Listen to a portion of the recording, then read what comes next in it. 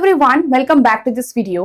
आप सभी को पता है आरआरबी के जो अब एग्जाम है उनका प्रीलिम्स और मेंस अब होना बाकी है। जैसे बाकी एग्जाम्स के अभी प्रीलिम्स हो गए हैं, आईबीपीएस क्लर्क का प्रीलिम्स होने वाला है 4th, 5th एंड 11th को। अब यहाँ पे जो आरआरबी क्लर्क और आरआरबी पीओ वगैरह एग्जाम है ये आपके नवंबर दिसंबर में देखने को मिलेंगे, जहां पे हमारा आरआरबी क्लर्क प्रीलिम्स का जो एग्जाम है दिसंबर में शेड्यूल है। डिफरेंट डेट्स आपकी यहाँ पे है।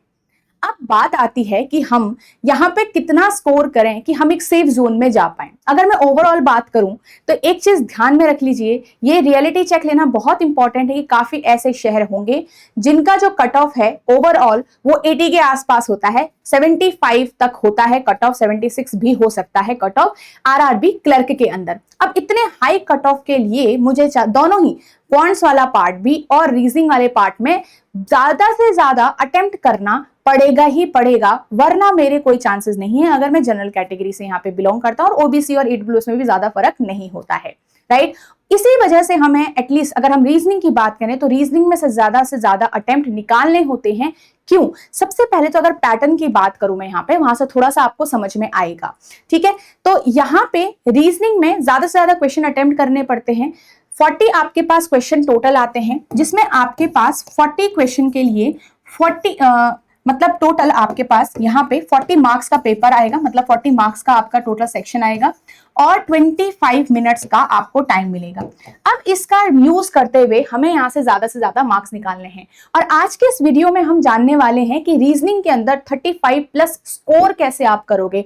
अगर मैं बात करूं 35 प्लस भी हम क्यों ही बोल रहे हैं, राइट, हमें तो 40 कहना चाहिए कि 40 तक का अटेम्प्ट और 40 तक का स्कोर आप कैसे करोगे, 39 और 40 स्कोर हम कैसे करेंगे, राइट। क्योंकि यहां पे अगर हमने 40 कर दिए तो हम अगर थोड़ा क्वांट्स में वीक हैं और हमारे वहां से थोड़ा अटेम्प्ट कम भी हैं, तो ये चीज रीजनिंग जो है हमें हेल्प कर पाए। और ये चीज ध्यान रखना, काफी सारे स्टूडेंट होते हैं उनकी रीजनिंग सही होती है और रीजनिंग ही उन्हें हेल्प करती है कट ऑफ के और पास जाने में, राइट। तो ये बहुत जरूरी है कि यहां से हम ज्यादा से ज्यादा क्वेश्चन अटेम्प्ट कर पाए। अब कैसे करेंगे ये डिस्कस करते हैं। तो आप एक चीज समझिए, यहाँ पे रीजनिंग में जैसे मैंने आपको बताया पूरे 40 क्वेश्चंस हैं और पूरे 40 मार्क्स के हैं। 25 मिनट्स क्या सफिशिएंट होगा? पहला तो क्वेश्चन यही है कि क्या इतना टाइम सफिशिएंट है 40 क्वेश्चन देखने में भी? तो देखो, अगर आपने अच्छी प्रैक्टिस नहीं करी है ना और आपने स्पीड नहीं बनाई हुई अपने प्रिपरेशन के दौरान, तो आपको मुश्किल लगेगा। बट आप ये जरूर देखिएगा, जो बच्चे अच्छे से प्रिपरेशन करके जाते हैं, जो हर चीज अपने जो प्रैक्टिस होती है बहुत उसको सीरियसली लेते हैं, स्पीड बनाते हैं, साथ के साथ एक्यूरेसी भी मेंटेन करते हैं, उनके लिए 25 मिनट बहुत एक सफिशिएंट अमाउंट ऑफ टाइम है आरआरबी क्लर्क लेवल क्वेश्चंस को सॉल्व करने के लिए। आरआरबी क्लर्क का यहाँ पे पहली बात, ये क्यों अचीवेबल होता है, क्यों मतलब एक इम्पॉसिबल चीज नहीं है, क्योंकि लेवल पेपर का आसान होगा, इसीलिए सारे बच्चे आराम से पेपर में 35 तो कर ही लेते हैं और 35 स्कोर प्लस हमें यहाँ पे करना है, ठीक है। तो आपको क्या करना पड़ेगा? तो प्रिपरेशन के दौरान आप सेक्शनल टेस्ट, देखो फुल अलग है, सेक्शनल टेस्ट बहुत ज्यादा इंपॉर्टेंट होते हैं रीजनिंग के लिए, ठीक है। सेक्शनल टेस्ट दीजिए रीजनिंग के, दिन में एटलीस्ट 1 दे दीजिए, 1 टेस्ट। अभी जब आप आरआरबी के लिए प्रिपेयर करें तो दोनों के लिए हो जाएगा, पीओ के लिए भी और क्लर्क के लिए भी। तो 1 एटलीस्ट आप डेली दीजिए रीजनिंग का, इससे आपकी काफी चीजें कवर हो जाएगी।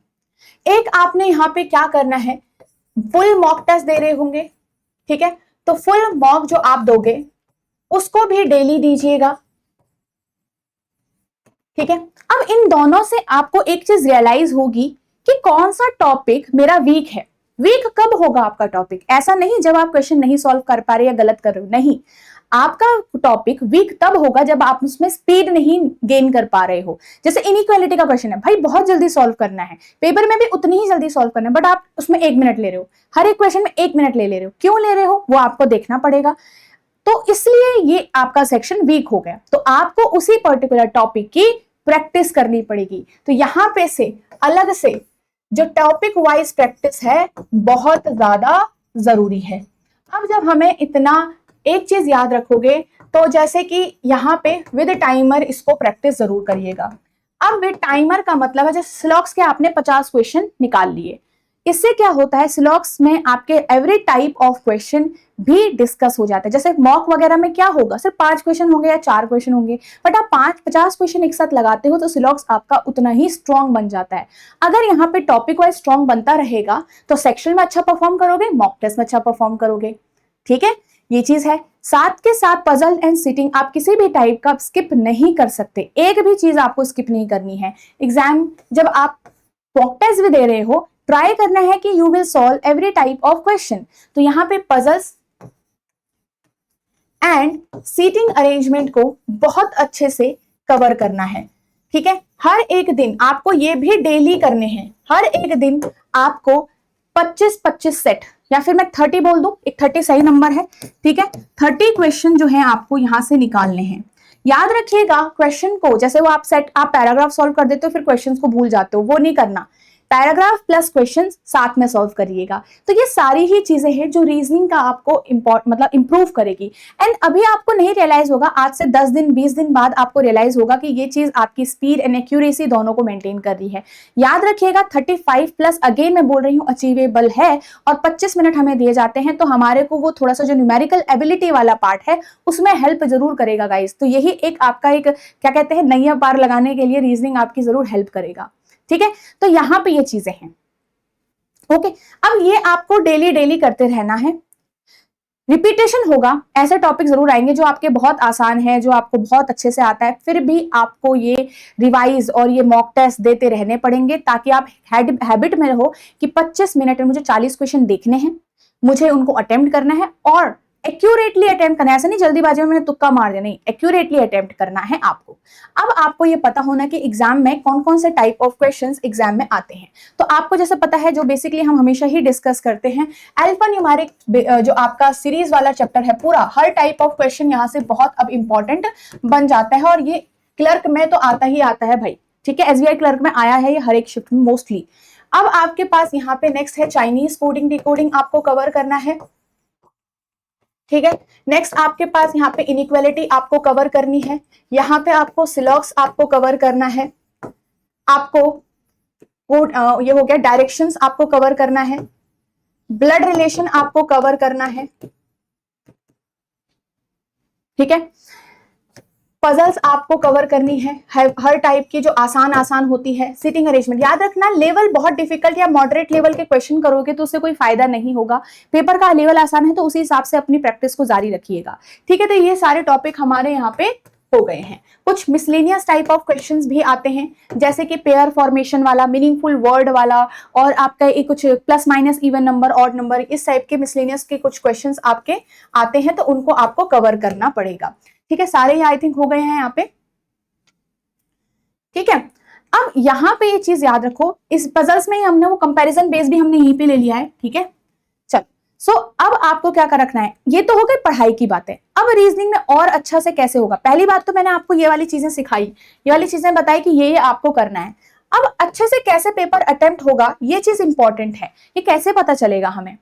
तो एक चीज ध्यान रखिएगा गाइस, जितना आप अपना कंफर्टेबलनेस दिखाओगे, जितना आप कंफर्ट हो पाओगे रीजनिंग में, उतना ही आप अच्छा परफॉर्म कर पाओगे। ये चीज ध्यान रखिएगा, जितने कंफर्टेबलनेस बढ़ेगी, वो कैसे बढ़ेगी, जितनी प्रैक्टिस आपकी होगी, और आप वहां पेपर में जब बैठोगे तो बिना किसी दिक्कत, बिना किसी नर्वसनेस के बैठना है, ताकि आपको कोई प्रेशर फील ना हो। आप 1 बाय 1 जो क्वेश्चन आ रहे हैं वो सॉल्व करते जाएंगे। पेपर को कैसे अटेम्प्ट करना है, 1 बाय 1 आप क्वेश्चन सॉल्व करोगे, पिक नहीं करोगे।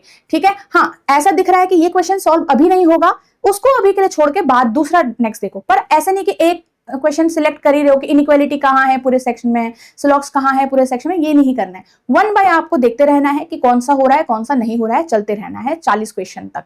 ठीक है, कोशिश अभी यही करिए मॉक टेस्ट में कि 40 क्वेश्चन तक आप पहुंच पाओ, और उनकी इतनी स्पीड आपको रखनी कि वो सॉल्व भी हो पाए साथ के साथ। ठीक है, चलिए, तो कॉन्फिडेंस रखिएगा, कंफर्टेबल रहना है आपको रीजनिंग में, और आराम से आपके क्वेश्चन जो है सारे के सारे सॉल्व हो जाएंगे। तो that's all for today's video, and I hope आपको ये हेल्प किया होगा। ये वीडियो आपकी प्रिपरेशन को इंप्रूव करेगा, और थोड़ा सा आपको यहाँ से कॉन्फिडेंस आया होगा कि रीजनिंग में इतने क्वेश्चन सबके हो सकते हैं।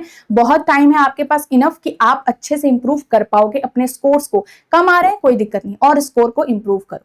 तो that's all for today everyone, thank you so much. और अगर आप यहाँ पे चैनल पे न्यू हो तो चैनल को जरूर सब्सक्राइब करें, ताकि आप आने वाले टाइम पे जो भी न्यू अपडेट्स और न्यू सेशंस हैं इंपॉर्टेंट प्रैक्टिस के लिए, वो मिस ना करो।